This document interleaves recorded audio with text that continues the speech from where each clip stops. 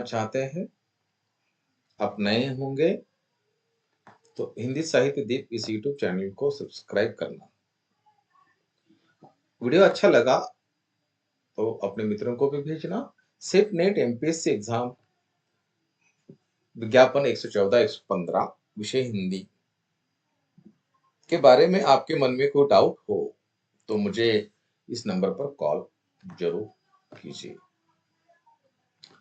15 जून 2025 set क्रमांक 1 paper Hindi paper second प्रश्न पत्रिका का हम पुनर्मूल्यांकन कर रहे हैं। जो प्रश्न थे उसका उत्तर तथा स्पष्टीकरण के साथ आपके सामने रखा जा रहा है। भाग 7वां प्रश्न 60 से लेकर 70 तक प्रतिदिन 10 प्रश्न ज्ञान की रोशनी साहित्य के संग इस विषय के साथ हम आगे बढ़ रहे हैं। आशा है कि आप पढ़ाई में अधिक रुचि लेते होंगे। दूसरी बात मुझे ये बात बतानी है कि नेट तथा सेट तथा एमपीएससी की बारे में होगी कि एमपीएससी प्रिंसिपल यानी कि प्रधानाचार्य के साक्षात्कार हो रहे हैं।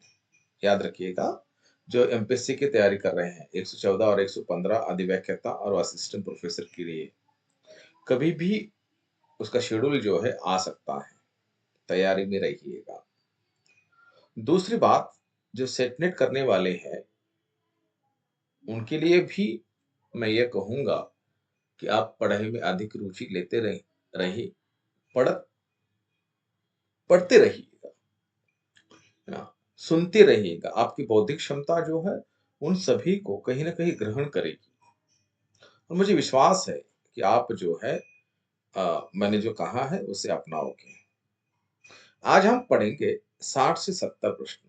मुझे और एक बात बतानी है कि जितना मैं विश्लेषण मेरे इस वीडियो के अंतर्गत दे रहा हूँ या और इसको अलग तरीके से चाहिए आपको, तो मुझे आप कमेंट्स में बता सकते हैं कि सर आपने इसका विश्लेषण ऐसे दिया है, वैसे दिया है, अच्छा दिया है। जो भी होगा, अच्छा होगा, बुरा होगा। देखो, मैं पेशे से अध्यापक हूँ, छात्रों को ज्ञान देना मेरा मुख्य उद्देश्य है। आपको वीडियो कहाँ पर, यूट्यूब पर बहुत सारे मिलेंगे, लेकिन मेरी मेरी ओर से जो वीडियो आपको दिया जा रहा है उसका महत्व अलग है।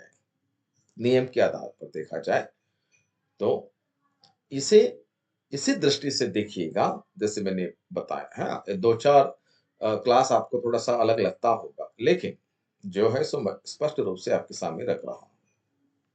और ऐसे छात्रों के लिए सेट नेट और एमपीसी करने वाले हैं जो गांव में रहते हैं, उनके पास किताबें मंगवाना भी है तो बहुत कठिनाइयों का उनको सामना करना पड़ता है। बात फीस की नहीं है, आप मुझे कांटेक्ट कीजिएगा। आपके साथ जो है, जो जैसे आप सोच रहे हैं वैसा ही होगा। चलो सुनते हैं। प्रश्न क्रमांक 61 ऐतिहासिक उपन्यासों का संगत वर्ग क्या होगा? सही ऑप्शन है वंश रक्षम, पुनर्वा, मृगायनी, बाणभट्ट की आत्मकथा। सही ऑप्शन सी है। कैसे? ऐतिहासिक उपन्यास वे होते हैं जिनकी पृष्ठभूमि किसी ऐतिहासिक काल, घटना या व्यक्तिगत पर आधारित होती है। इसमें ऐतिहासिक तथ्यों के साथ साथ कल्पना का भी समन्वय है। आगे देखिएगा, प्रत्येक उपन्यास का विवरण कैसे? वंश रक्षम वृंदावन लाल वर्मा का उपन्यास है। ऐतिहासिक संदर्भ, यह उपन्यास भारत के प्राचीन ऐतिहासिक और हिंदुओं संस्कृति की रक्षा की गाथा को दर्शाता है। विशेषता क्या होगी? वर्मा जी ने इसमें प्राचीन भारतीय गौरवशाली इतिहास को चित्रित किया है। दूसरा उपन्यास पुनर्वा धर्मवीर भारती, ऐतिहासिक संदर्भ मौर्य साम्राज्य के ऐतिहासिक परिवेश पर आधारित। विशेषता, सम्राट अशोक के जीवन और बौद्ध धर्म के प्रचार को दर्शाता है।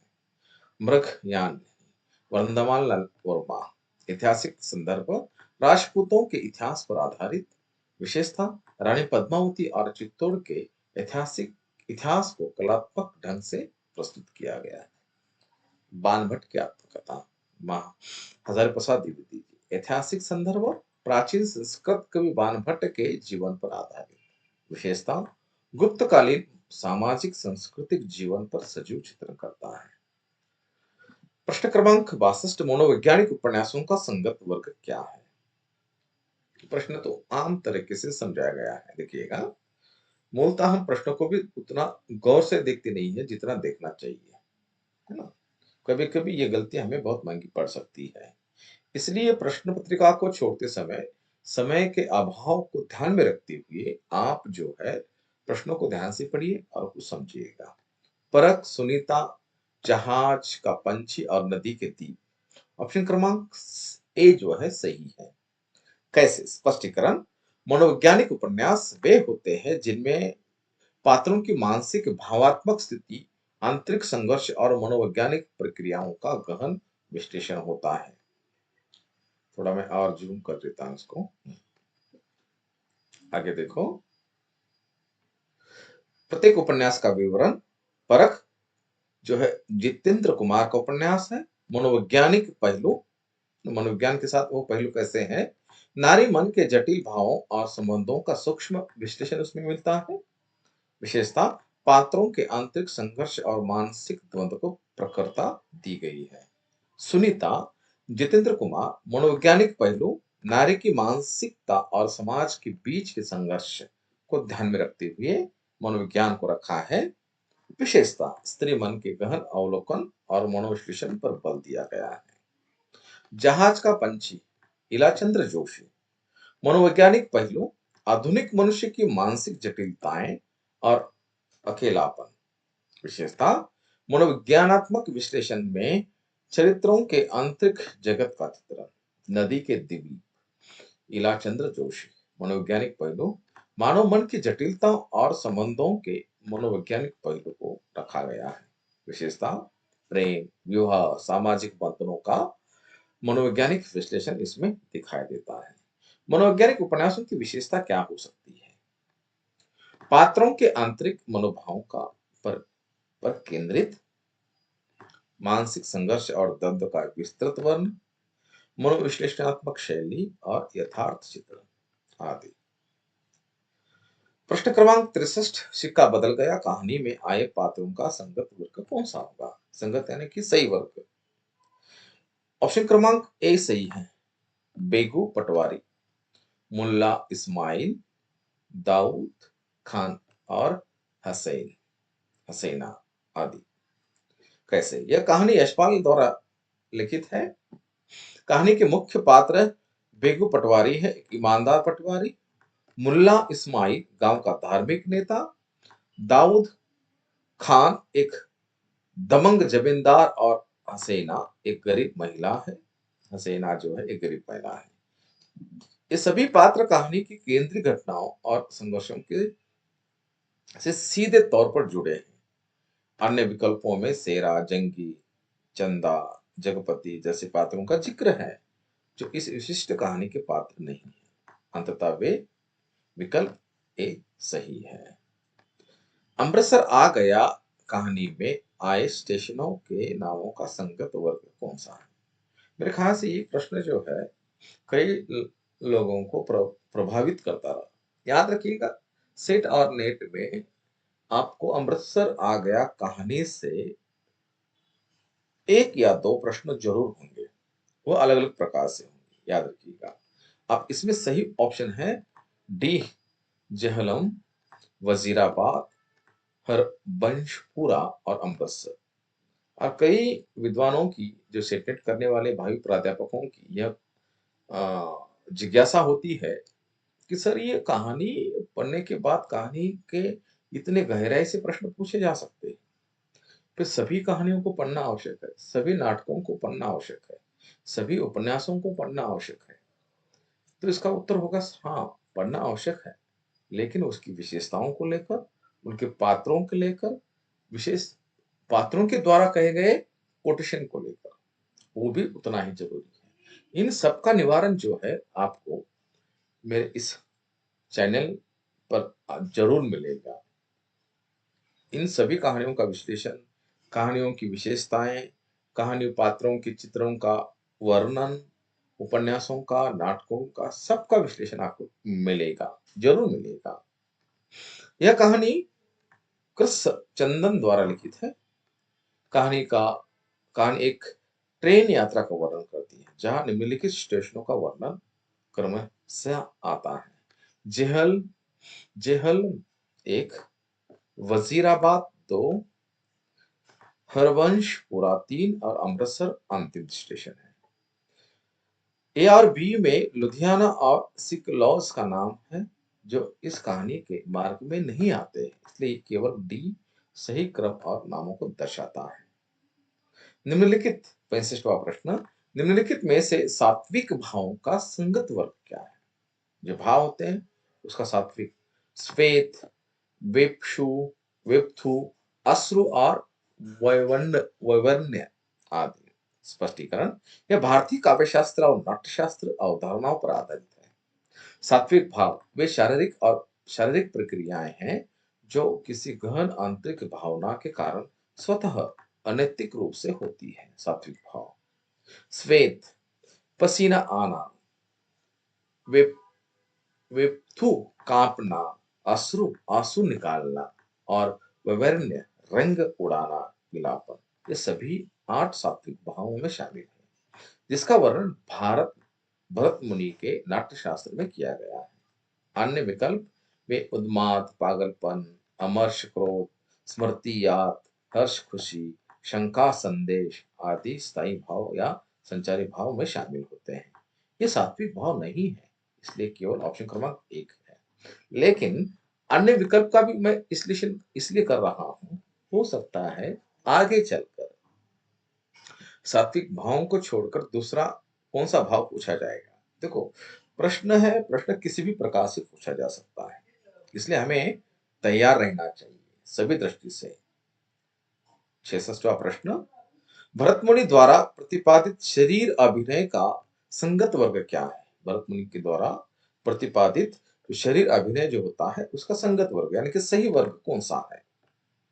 ऑप्शन क्रमांक सी, वाक्य, सूचा, अंकुर और शाखा।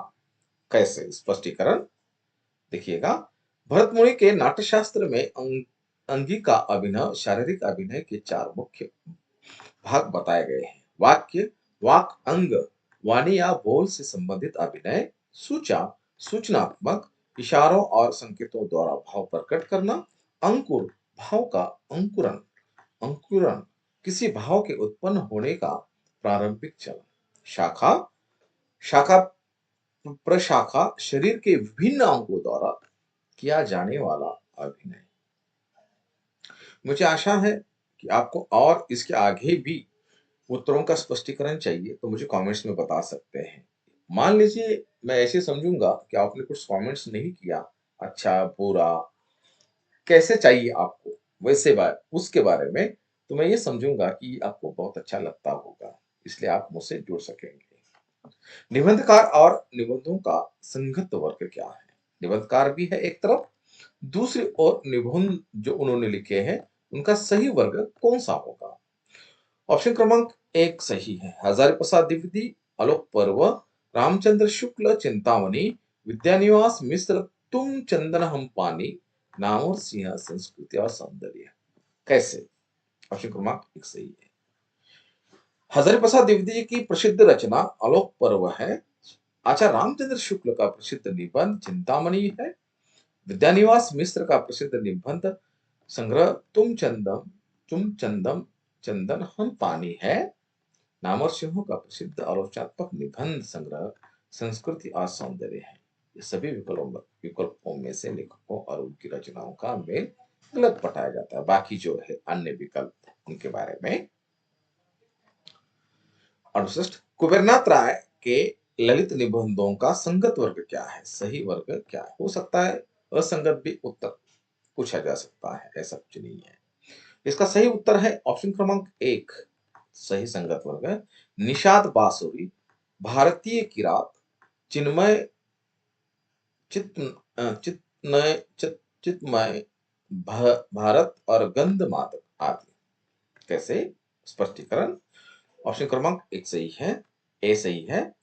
कुबेरनाथ राय हिंदी के प्रसिद्ध ललित निबंधकार हैं। उनकी प्रमुख रचनाएं हैं निषाद बांसुरी, भारती की रात और चिन्मय भारत और गंधमादन आदि।